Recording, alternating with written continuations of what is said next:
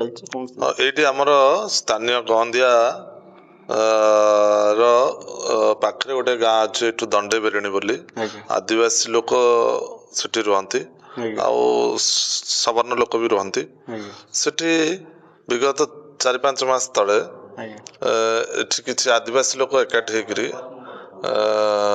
କଟକରୁ କିଛି ପାଦ୍ରୀ ଆସିକିରି ସେମାନଙ୍କୁ ପ୍ରଲୋଭିତ କରି ଆଉ ଧର୍ମାନ୍ତୀକରଣ କରୁଥିଲେ। ଆଜ୍ଞା ତାପରେ ସ୍ଥାନୀୟ ଲୋକ ତାକୁ ବିରୋଧ କରିବା ଆରମ୍ଭ କଲେ। ଆଦିବାସୀ ପରମ୍ପରାକୁ ନଷ୍ଟ କରୁଥିଲେ, ସେମାନେ ସାମାଜିକ ବ୍ୟବସ୍ଥାକୁ ନଷ୍ଟ କରୁଥିଲେ। ତେଣୁ ସ୍ଥାନୀୟ ଲୋକ ବିରୋଧ କରିବା ଆରମ୍ଭ କଲେ। ବିରୋଧ କରିବା ଫଳରେ ସେମାନେ ଛାଡ଼ିକିରି ବର୍ତ୍ତମାନ କିଛି ଦିନ ହେଲା ବନ୍ଦ କରିଛନ୍ତି। କିନ୍ତୁ ସେମାନେ ଏଠିକାର ଯେଉଁ ଆଦିବାସୀ ବସ୍ତି ଅଛି, ଧରନ୍ତୁ ଦଣ୍ଡେ ବେରେଣିର ଟାଙ୍ଗର ସାହି ଗୋଟେ ମୁଣ୍ଡା ସାହି ଅଛି, ଏଠି ଆମର ପାଖରେ ଖୋପ ସାହି ମୁଣ୍ଡା ସାହି ଅଛି, ଏଠି ତେଣ୍ଟେଇପଦା ମୁଣ୍ଡା ସାହି ଅଛି, ପାଖରେ ଜମ୍ବୁ ଅଛି, କୋକୁଆଝର ଅଛି।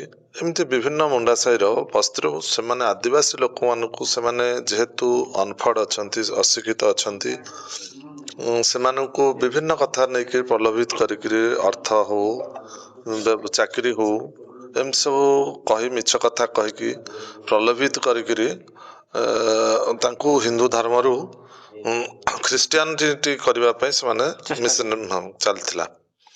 ବର୍ତ୍ତମାନ ପାଇଁ ସେଟା ମାନେ ଫର ଦି ଟାଇମିଂ ବୋଧେ ସେମାନେ ସ୍ଥଗିତ କରିଛନ୍ତି, ଯେହେତୁ ସ୍ଥାନୀୟରେ ଜୋରଦାର ବିରୋଧ କରାଗଲା, ସେଥିପାଇଁ ସେମାନେ ସ୍ଥଗିତ କରିଛନ୍ତି। କିନ୍ତୁ ତାଙ୍କର ନୋଡାଲ ସେଣ୍ଟର ଆମେ ଯାହା ଖବର ପାଉଛୁ, ଏଇଠୁ ଆଉ ଟିକେ 10 କିଲୋମିଟର ଡିଷ୍ଟାନ୍ସରେ କରୁଛନ୍ତି, ସେମାନେ ଜମ୍ବୁ ପାଖରେ କରୁଛନ୍ତି। ଏକୁ ବି ପ୍ରଶାସନକୁ ଆମେ ଜଣେଇଛୁ।